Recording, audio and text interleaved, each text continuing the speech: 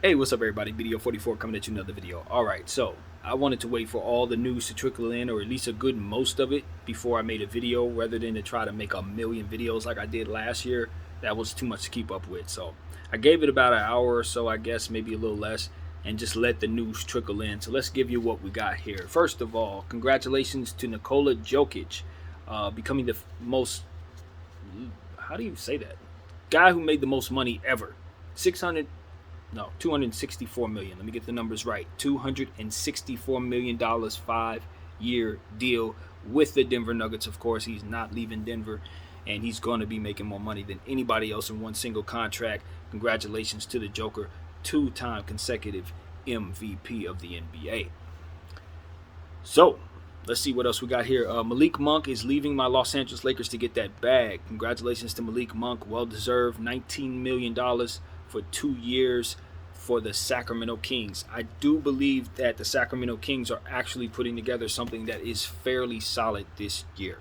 When you look at the pieces that they're putting together, I don't think that's a bad looking basketball team right now. I really don't. I'm not saying they're making the playoffs by any stretch of the imagination, but we'll see what else they do, because they do look like a cohesive, solid couple of guys so far. So we'll see what else they do. Let's see what else we have here. Of course, PJ Tucker, we've been talking about this for a while. 33 mil for 3 years, 33.2 mil for 3 years with the Philadelphia 76ers. We knew this. We've known this for about 2 weeks already. Bradley Beal is also going to be someone we have to congratulate for getting a 5-year, $251 million deal with, of course, the Washington Wizards. He was not leaving there, or at least not yet. I do believe that contract will be on the move at some point, but it ain't going to be leaving right now. So congratulations to Bradley Beal staying with his team. Also, something else that we've known now for several weeks, Jalen Brunson, $110 million 4-year deal with the New York Knicks. I don't know that he's actually already signed that, but they said he's committed to it. So he's headed to NY on 110 for. So we've talked about it. We'll see what else they put together. Not in love with the investment, I guess is what I'll say. The contract is fine depending on where it is. With the Knicks, we'll see. Also, more congratulations in order, of course, for Devin Booker, who's going to be getting $214 million from the Phoenix Suns. So he's going to continue to lock up. I didn't write down how many years that was for. I didn't write that down, so forgive me. I just don't have that written down for some reason. But yeah, I'm certain it's either 4 or 5 years he's locking up. So Damian Jones is returning back to my Los Angeles Lakers. I love the pickup, by the way, Rob. Love the pickup. Damian Jones probably should have been somebody we never let go of, and he's going to be with us for 2 years, and I didn't get the framework on that, but we definitely got him, and we're happy about it. Now, this is going to be some bad news. Could have made a different video for it, but I'm just going to toss it right in there since it's on my list here. Jaren Jackson's going to be out for 4 to 6 months. 4 to 6 months with a stress fracture in his right foot. So you know he's still Memphis Grizzly, but he's definitely not going to be putting on the uniform for a little bit, because that is going to require surgery. And I don't know how he heard it. Maybe he heard it before the end of the season. Maybe it happened outside of basketball, but I don't have any information. I do not know.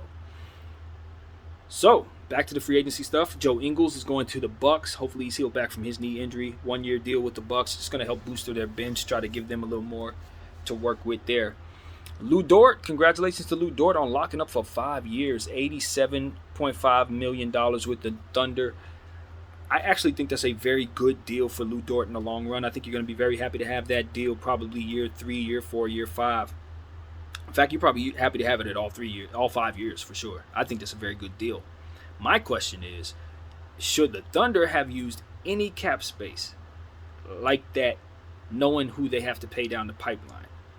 But the good thing is, you definitely know that if they start getting better, you want Lou Dort to be a part of what it is you do. So it's one of those situations where I look at him kind of like, for whatever it is they're building, they should look at him as the Marcus Smart of it.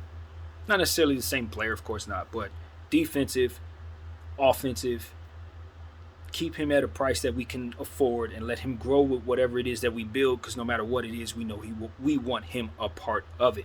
So from that perspective, based on the price, And based on the fact that they locked him up for 5 years at that price, I think that's a really good contract. That's a really good contract.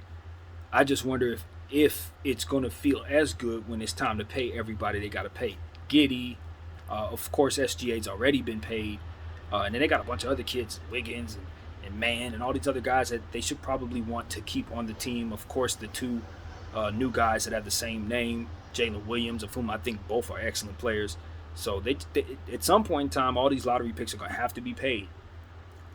So the good thing about Dort's contract is it's movable because it's a very good contract, especially as it ages. So if for some reason it comes down to it, Chet Holmgren, can we move this in order to pay Chet? Yes, you'll be able to move that in order to pay Chet. So all in all, it's actually a very good contract. I just wonder about the timing. All right, so Anthony Simmons, 4 years, $100 million extension with the Blazers. He stays home with the Blazers. I don't have a problem with that, is so long as they keep the role open for him. I don't love him and Dame together, but I don't think I've seen him and Dame together since he's broken out. So it's like who he was before Dame got hurt is not who he turned out to become, and thus that's how he ended up earning this 4-year, $100 million deal. So if he can play some two guard, I think it'll be great. Obviously, he'll play off the bench as well and get his bulk of his minutes to make this make sense. I think this is like the Dort deal. I think you'll be happy to have had this deal 3 years from now when he's playing crazy and he's going to want an extension for sure because he's actually better than this, believe it or not. I think he is. But all in all, this is a good deal for the Blazers. They have the money. You know what I mean? The thing about it with Anthony Simmons is most people don't realize he is this good. The only reason why I know he's this good is because I owned him on my fantasy teams all year last year and I saw what he was doing. He is exactly that. It's sort of like Jalen Brunson. It's like unless you paying attention, you don't actually know. But if you do pay attention, then you'll understand the exact same situation with this guy. So I'm a believer in Anthony Simmons. I know that's a good deal for Anthony Simmons. It's not a wonderful deal, but it's a good one. 4 years. He's going to play that up if he gets the minutes and stays healthy. The boy is super talented. Not worried about it. Mo Bamba stays in Orlando. This one kind of stung Laker fan out of me, but when I looked at the deal, I was like, nah, I can live with that. Because they paid him $21 million for 2 years. And that's not bad for Mo Bamba, but I don't think we had that to give him. And not only that, but I know Orlando shouldn't have paid him that because they don't have a role for him. He's still playing behind Carter. And I don't know why he signed up for that. To be honest with you, if I'm Mo Bamba, I want to step out in front of that situation. But if you're going to overpay me to stay in this situation for 2 more years, hey, you're probably going to want to trade me to the trade deadline next year anyway as an expiring contract. So it ain't going to hurt. I'll take the money. So good deal for Bamba. DeAndre Jordan is going to be signing with the Nuggets. 1-year deal, $2.7 million. I'm not going to comment on that, man. I'm not going to comment on that. I don't think I'm going to have anything nice to say there. It's unnecessary to even bring bad energy to the situation. All right, so Victor Oladipo, $11 million, 1-year deal with Miami. Victor Oladipo raised his price value in the playoffs, man. I think he really reminded people that he can help you defensively in a real way in a playoff situation. I think that's why he got $11 million. If he wasn't able to show what he could do in the playoffs, I don't think he gets even half of that. But because he was able to do that, plus the big game that he had at the end of the season where he went off for like 40 or something like that, it lets you know that you can rely on him to play big if you need him to play big. You're not going to get that out of him every night, but as his conditioning gets back into place, hopefully he doesn't suffer any more injuries, he's going to be a hell of a role player. So $11 million, a little more than I wanted to pay him, but I can definitely understand why he demanded that for 1 season. At the end of the day, I look at it like the J.J. Redick type of thing. You're going to pay that salary in 1 year. All it is a hit to your pockets because it's coming off the books either way. So that's not as long as you don't mind paying it, it is what it is. And I think that's what that is. So good deal for the Heat. They're trying to continue to contend. He'll help with that. Bobby Portis will be returning back to the Bucks. Nobody surprised here. Didn't we say 90% chance? I did report earlier that it had been said that he was headed to the Warriors on a 2-year deal possibly, but that the Miami Heat also wanted to look at him. I never believed that he was leaving. For one, he loves it there. For two, he would be leaving a place he loves, crippling them going to another contender that he doesn't know on a coast that he's never played on. for a deal that only locks him up for 2 years. As to which, like I said, 2-year deal, you trade it next year at the deadline. So I didn't think that's what Bobby wanted. I didn't think that's what the Bucks wanted. And I felt like the Bucks had his money. And looking at the deal here, I think he gave them a massive discount. And I think they did him a solid by locking him up for 4 years. So all in all, I like this for everybody. I like this for everybody. The world is right when Bobby Portis is a Buck. I think we can all agree on that. All right. Isaiah Hartenstein. I believe it's Stein, but I literally say both names each and every time because I don't think I've ever heard his name said properly, and if I have, I don't remember what it was. Nevertheless, he's going to be joining the New York Knicks. 2 years, $16 million. That's $8 million a year. Like Simmons, I look at it the same way. I know what he can do because I've been following him for a while, and I know he'll play that up if you give him the role for it. And judging by the Knicks situation, he probably will have the role for it because I can never count on Robinson to stay healthy longer than a couple weeks. So given the fact that Hartenstein's a player on the rise, I like him at the center position to be able to help facilitate and do other things other than score offensively. So I really like him for the New York Knicks. I think he's going to slip in and help guys like Obi Toppin, help all of those guys just in general do the things that they need to do to make the team come together. He's a glue guy at the center position. And I think he's going to get better as he continues to ascend with more playing time. So I think the Knicks got a nice player here. $8 million a year is a little tough because I don't know that he's actually proven $8 million a year. But this is the Knicks, so they're going to nick. All right. Dedmon, 2 years, $9 million with the Heat. They keep their center there. Obviously, Dedmon's a very tough, strong guy that they like in regards to what they do. They know he can play some defense. They know he's going to set strong screens. They know he's going to be a tough guy. And give them a real adequate backup center for Bam Adebayo. He's too someone that the Heat can probably say they paid a little more for because of how well he showed in the playoffs and the minutes given. Yeah, I think that Heat team is definitely rewarding guys who helped them get as far as they did. So Dedmon's a part of that. Chris Boucher, 3 years, $35 million with the Raptors. I made a point to say earlier that I think Chris Boucher is a player who will probably come at a discount because his numbers doesn't really represent that of somebody who's very valuable, but he contests plays and shots at the rim and things of that nature with his length. And he's a pretty reliable three-point shooter in the corner when you let him get that shot off. So I figured he would be able to get a deal somewhere and probably give a team a discount. I don't think this is a discount. 3 years, $35 million for Chris Boucher for his production. I'm not in love with that. I'm not in love with that at all. I don't think the Raptors ask him to do enough to justify what it is they're paying him right here. Now, if he had a bigger role in a different situation, like let's say he was in he had like a Robert Williams role with a team or something like that, that would make a lot more sense to me. And while he does sort of have that kind of role, they also have a lot of bigs that they use in rotation. So he's just one of them. I don't think you pay that much for that piece with their situation. But they did it, and I think they'll be happy they have him. Just not at that price. All right, so Trevelin Queen. He's going to be with the Philadelphia 76ers on a 2-year deal. Most people don't know who this is. I wrote it down because I remember Trevelin Queen because he was one of the people I would have put on my Laker team from last year's Summer League team because he's the quintessential wing with the long arms who can shoot the three and defend others. I felt like it was a no-brainer to put him on our team, and we just didn't call him up. And so he's a guy that I thought should have been in the league already. I think if you give him an opportunity, he'll show you that he's the quintessential wing that you need out there. So you're going to get the production you expect to get from one of those players. And for $3.3 million for a team that lacked bench depth, I think this is one of the best deals of the day. It really is. It's one of the best deals in the entire day. Because I know he's a hell of a prospect, and I know he's going to outpay that $3 million. Especially for 2 years, he's going to outplay that. Yeah, he's going to outplay the hell out of that. So at this point in time, that's a hell of a deal if the Philadelphia 76ers empower him to be a nice rotational 10th guy on your bench. Yeah, they're going to love having him back there. All right.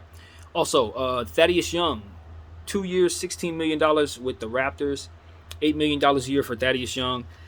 Yeah, this is one of those situations where it's like, does the player deserve the money based on what he's done in his career? Yes. Does the player deserve the money based on what you expect him to do for you this season? Absolutely not. That's the moral of the story.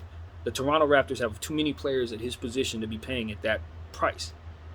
But you also don't want to lose him for the sake of the depth of that same position. So you overpay to keep that position as strong as it is.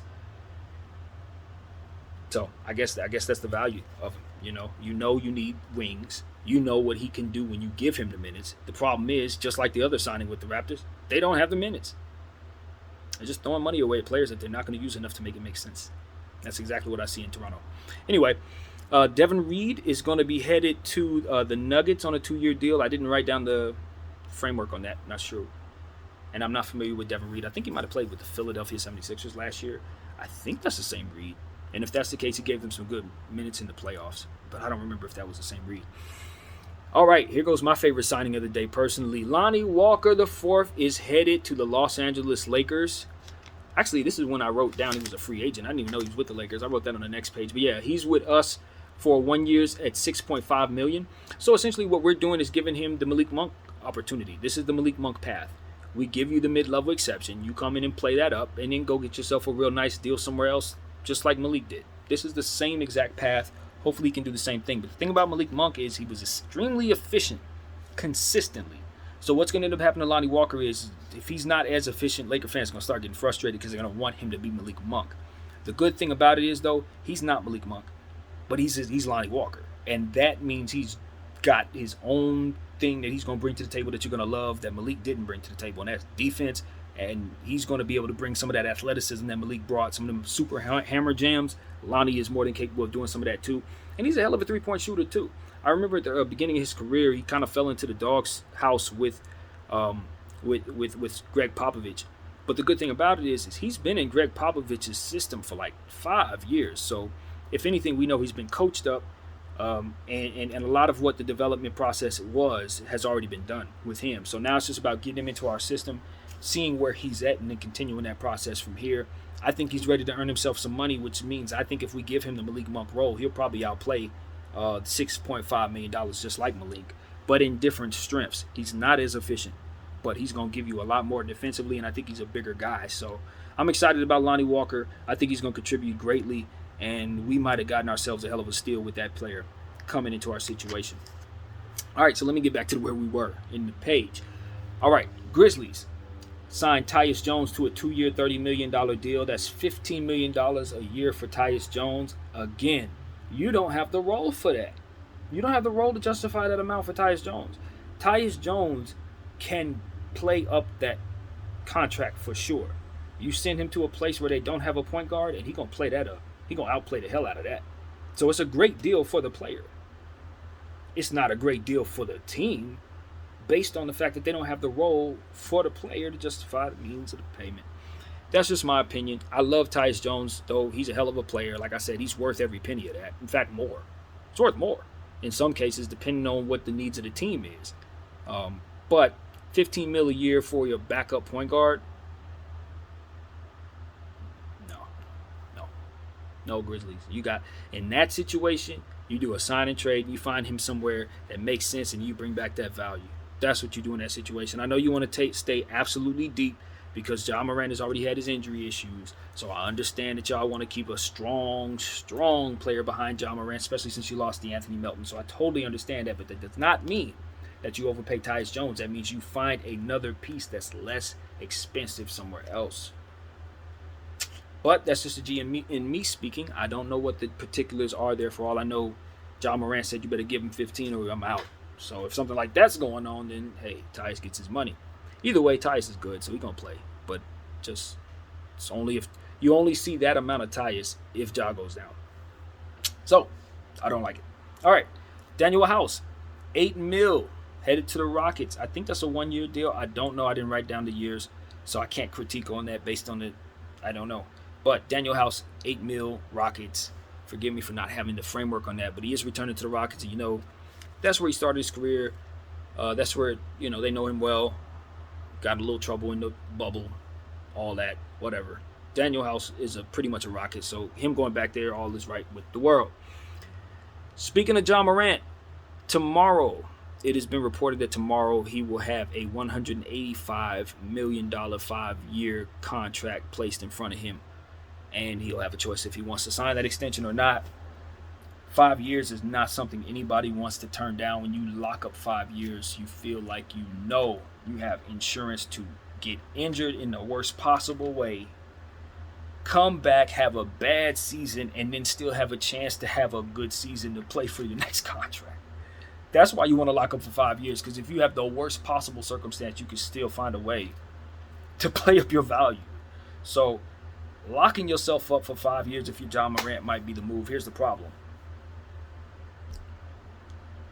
I'm John Morant. I just watch all kinds of dudes in my tier get 80 million more than that, 40 million more than that. Why am I settling for 185 when I seen Jokic go for 264? If I'm John Morant, I look at myself as just as much of a superstar player for your franchise, Grizzlies, as he feels he is for his franchise over there in Denver. Now, I don't care how the rest of the field feel. I'm me.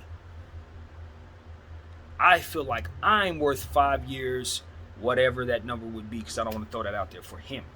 But that's my mentality if I'm John Morant. I'm not going for 185 5 years necessarily. Unless I, John Morant, have some desire to keep flexibility around me so that other guys can get paid. And if I believe in that investment, then that would be something I, John Morant, would be willing to do. But otherwise, I'm not selling for no 185, bro. Why y'all like what? No. Up that. Even if you are trying to keep things going, man, up that man's money. Don't give him no 185 if 5 years is not enough. If you're going to give me that fraction, guess what I'm going to want? 6 years. And I don't even think that's possible, but I'm going to want that. So, anyway, let's move on. 3 years, 37 mil, Marvin Bagley for the Detroit Pistons. I do not like that contract by any stretch of the imagination whatsoever. That is an awful contract, ladies and gentlemen. That is a bad contract. Marvin Bagley is a really, really solid prospect who from here can probably turn into a really good power forward. Defensively, he's got some skills. He played well for Detroit last year.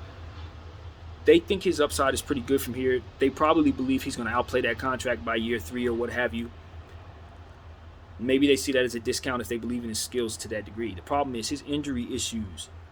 I don't really know what to think of them based on how Sacramento used him. I think they basically ruined the beginning of his career. And at this point, he's going to have to develop himself into somebody who can reestablish real value. I don't know that he did that in Detroit to the point where I'm going to give him this amount.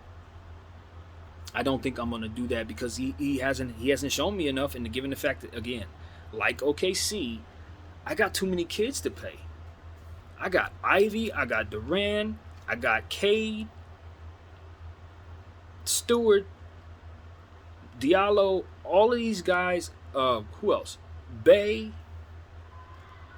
Can I really lock Marvin Bagley up for 3 years, 37? When I don't know that I have the role for that. Like, he's my backup power forward. Like, I don't know. Like I said, I think Sacramento ruined a lot of his value, so I'm happy to see him get paid. Don't get it twisted. And I'm very happy to see him lock up for 3 years. And I think Detroit is a good place for him. So it's not going to reflect poorly on the floor. But, again, you got people you have to pay. If you can work all this out, I ain't got nothing to say. But that looks to me like Detroit is a team that's inherited a lot of good stuff, but they're still doing the stuff that you do when you don't quite run the organization well. It's like this is a contract you don't give away when you have that kind of young talent. All that young talent there, I'm not going to have a questionable contract on deck. Nope. If I'm going to be 337, I'm just going to double that and go get a real-time leader who can bring this team to another level. Marvin's a nice young player, but yet he's another young player. I can find one of those in the second round, play him up to this level that Marvin's going to give me, and pocket the rest. But then again, I'm just a different type of guy, man. So I don't know. Maybe there's something there that I don't see. But as far as I could tell, Marvin's going to have to play up to that. Until then, he's going to have to keep, for me, he's going to have to keep the price tag of somebody who hasn't lived up to that yet. And that's just really going to stay. So I don't know. I'm just different like that. Detroit's trying to build a champion. They feel he's going to be a piece of that. God bless him. All right, Javon Carter's headed back to the Bucks. Defensive guy on the perimeter. I learned a lot about him in these playoffs. He's a nice role player for the Bucks. He knows what they do. They know what he does. So it's going to be a good situation there for 2 years. No framework. And the best deal of the day, by far. 3 years, $11 million for Amir Coffey, the Clippers. Amir Coffey is a very good player on the back of the Clippers bench who is a lot better than some of the names already mentioned right now in terms of a prospect. He's better than some of the dudes back there. And you know what? The Clippers got him for dirt, absolute dirt cheap. I don't know who this man's agent is, but he didn't get him his best deal. Absolutely not. Amir Coffey is worth a lot more than 3 years, $11 million. After what I saw last year with the Clippers, he's worth more than that. Now, he probably gave them a friendly deal because he wants to be a part of the championship situation. Again, if you believe in the team, maybe you give back. But a young player like Amir Coffey, locking up for 3 years is great. But I need more dollars there. For the production that he provided that Clipper bench last year, he's one of the main reasons why I look at the Clippers and say, yo, they have some assets on the back of that bench that I would be willing to trade for. He's one of the main names. Ain't no way he's supposed to be on a contract like this small. Not that small. That's the best deal of the day. All right, so Patty Mills, moving on. 2 years, $14 million with the Nets. See what I'm saying? Patty Mills got $14 million from the Nets for 2 years. Are you kidding me? That's a terrible deal. I mean, beyond terrible. Patty Mills showed me that he didn't have a whole lot left at the end of the playoffs last year. That's one of the reasons why the Nets look so bad to me. I don't know what y'all see, but Patty Mills' inconsistency was a big part of why the Nets got swept, because he wasn't nowhere to be found. And when he plays great, giving them big numbers like he tends to do when he plays the Lakers, he want to go for 30, they are unstoppable, or were before they broke up. But Patty Mills was so inconsistent, and their bench issues was a big part of it was because of his decline. But go crazy, Nets. Go crazy. 2 years, 14.5 for the guy. In a situation where I honestly think you probably should be tanking. You're bringing win-now players to you, but you're sending out Pantheon great players. What are you doing, Nets? What are you doing? Anyway, moving on. Troy Brown Jr., welcome to LAL. Very happy about Troy Brown coming to the Lakers on a vet minimum deal, $2.1 million. He hasn't had a lot of playing time in his career, but he's always been a guy who's had a lot of offensive upside, a good forward, I believe, like good mid-sized forward, who's always been a guy who's floated around Washington and Chicago, and it's just kind of been a guy on their bench. So I expect him to do the same for us. Maybe not get so much playing time, but if he shows some promise, could be a guy that we really use. So I'm not really sure. I'll be learning about Troy Brown Jr. I know he hasn't quite had a chance to show what he can do. Injuries has kind of robbed him of a lot of his time, I believe.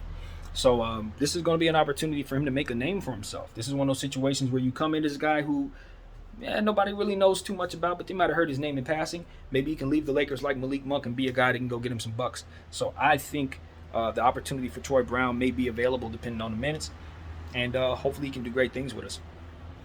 All right, so UD is going to be returning to the Heat on a 1-year deal. Who's surprised by that? If he wants to come back, he'll be back. That's just it. Ain't nobody going to tell UD to go home. That's not going to happen. All right, Jae'Sean Tate, 3 years, $22 million with the Rockets. I think that's actually pretty solid. Jae'Sean Tate is a much better player than people think. And the role that they have for him, you don't want to overpay, but you also don't want him to go away. So it's like this is a great balance for him, in my opinion, because it locks him up for 3 years, keeps him on the timeline with the other kids. He's a defensive helper to all of what they do. And you don't have him on such a crazy deal to where you have to keep playing him all kinds of minutes in place of players that you really want to develop. So it's a great balance. He's in line with their young team. And I don't have a problem with this deal at all. I think Jae'Sean Tate's going to play that up. And Claxton. Claxton's going to be returning to the Nets on a 2-year, $20 million deal. Basically, the Nets are giving people money because they know everybody's leaving. So anybody that stays here is just going to be along for the tank ride because we're not going to be any good next year. So Claxton's getting $10 million a year for the next 2 years. I have my questions about Claxton as a player because I saw a lot of deficiencies in areas that he needs to be responsible for, unfortunately. That's not his fault. He's just not quite there yet. There's still levels that he's going to reach to make him the player he's going to be. So hopefully he can start making that jump for the Nets, especially with so much responsibility that now be placed upon him to kind of just do a little more with these guys. now being shipped out. So nobody knows what the Nets is going to actually look like after all these trades and all the stuff that's going to happen. But they are still making moves that make them a win now team. And I just question the logic. Honest to God, I question the logic. So maybe they're bringing in superstars to replace the superstars that they're going to be giving away. I think that's reasonable to think they're asking for those players. I don't know if they actually land them. But if I'm the Nets, I'm asking for pick equity, and I'm giving up this pipe dream of actually contending without KD and Kyrie. It's ridiculous. Let it go. Get pick equity. You should want all the picks, all of them. Let all that win now stuff out the window. Stop making win now moves. Stop paying Patty Mills. It's too late. Stop paying. It's too late. The Nets are a mess, and I feel very bad for their fans because it seems like they are in the twilight zone and they're making bad decisions because of it. So that concludes what I have to say. 30 minutes of my free agency talk. I'm pretty critical, I know that, but I look at people who have control over athletes' lives and their careers, and sometimes the decisions that they make are really, really questionable to me. A lot of times those questionable decisions play out and work out. A lot of times they do not, and I will point it out each and every time. Today, for the most part, free agency went great for my team. I'm very happy with everything that we did. Damian Jones, Lonnie Walker, Troy Brown, great stuff. Very upset that Malik Monk left, but not surprised. Not unhappy for him. I think he did exactly what he should have done. You got to get that bag. He came here on a $2 million deal, outplayed that to no end. Can't take no more pay cuts, man. It's time to be rich. So congratulations to all of the fellas that got money today. Whether I feel that money was due to you or not is irrelevant. I'm happy you're getting real wealthier and be able to take that money back home to your families, man. That's what it's about at the end of the day. That's why my passion is for the NBA, because I like seeing days like this when guys get to take that money back to the people that they love and, you know what I mean, go on and continue to do what it is they love to do. So I want to assist with that in my voice in whatever way possible. And my name is BDF44. Thank you all for watching.